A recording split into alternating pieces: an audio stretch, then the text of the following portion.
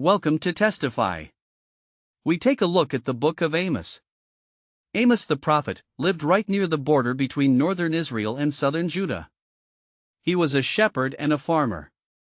Northern Israel gave up their independence about 150 years ago, and was then ruled by King Jeroboam II, a successful military leader. He won battles in new territory for Israel and made Israel wealthy, but, according to the prophets, he was one of the worst kings. He allowed Israel to worship the Canaanite gods, all of which led to injustice and neglect of the poor.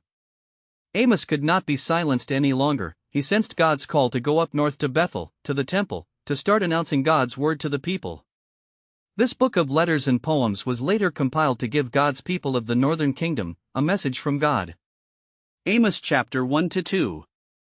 Accusations against the nations and Israel.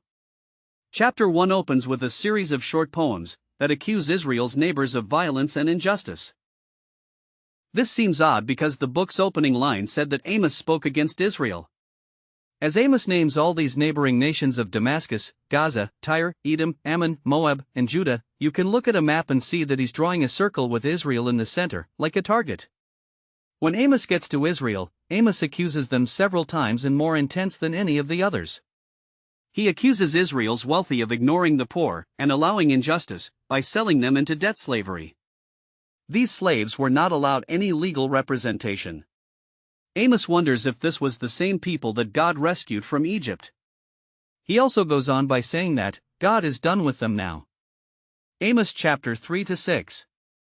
Exposing Israel's hypocrisy and injustice. The opening to the next section explains why God chose Israel from among all the families of the earth. It's a mystery when God called the family of Abraham to become God's blessing to all nations. God continues the thought by saying, "This is why I will punish you for all your sin."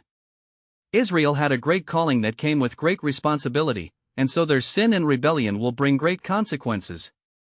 The next section brings lots of Amos poems, exposing the religious hypocrisy of Israel's wealthy people and religious leaders. He describes how they faithfully attend the religious gatherings and give offerings to God, all while neglecting the poor and ignoring injustice. Amos says that it's all a hypocrisy, and that God hates their worship because it's totally disconnected from how they treat other people. God says that a real relationship with Him will transform a person and how they treat others. Amos' call to true worship is to let justice flow like a river, and righteousness like a never-failing stream. The words justice and righteousness are important to Amos. Both of these values are to permeate the life of God's people. The next few accusations of Israel's idolatry, which is connected with the previous themes about worship and justice. Remember when the northern kingdom broke away from southern Judah and their king built 2 new temples to rival Solomon's one in Jerusalem, placing a golden calf in each? Israel had only accumulated more idols, representing the gods of sex, weather, and war. In the prophet's view, the worship of these gods always leads to injustice. These gods simply don't require the same degree of justice and righteousness as the God of Israel, and they were actually immoral themselves. True worship of the Creator God of Israel is associated with doing good and spreading generosity and justice. The final theme in these chapters is that because Israel and its king have rejected Amos and other prophets, God will send the day of the Lord, a great and terrible act of justice, on Israel. More specifically, he predicts that a powerful nation will come to conquer and destroy their cities and take them away into exile. We know that his prediction came true some 40 years later. The Assyrian Empire swooped in and did exactly as Amos said they would. Amos chapter 7-9. Visions of the Day of the Lord. The book closes with a series of visions Amos experienced.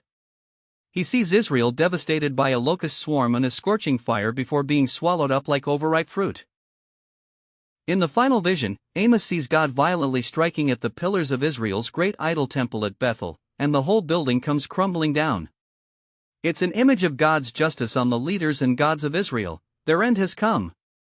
However, the final paragraph suddenly offers up a glimmer of hope. Using the image of Israel as a destroyed building, God says that, out of the ruins, He will one day restore the house of David. In other words, God will bring a future messianic king from David's line and rebuild the family of His people, which, surprisingly, includes the other nations. All of the devastation caused by Israel's sin and God's judgment will be reversed. That brings us to the end. Thanks for listening.